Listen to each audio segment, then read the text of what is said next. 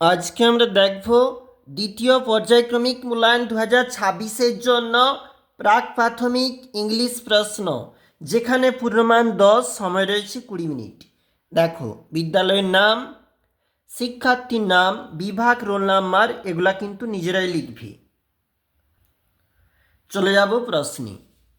যেখানে looks and right বলেছি, দেখো এবং লেখো, রয়েছে কিন্তু 3 নাম্বার। প্রথমে রয়েছে এ, এখানে এ লেখা হবে। রয়েছে ই, এখানে ই লেখা হবে।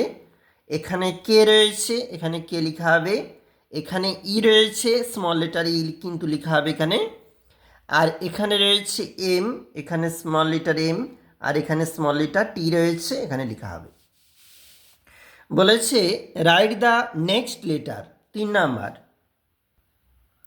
দেখো, এখানে এ রয়েছে, এর পরে বি, কের পরে এল, আর এর পরে এস, এর পরে এফ, এটা স্মল লেটারে, এন এর পরে ও, টি এর পরে ইউ।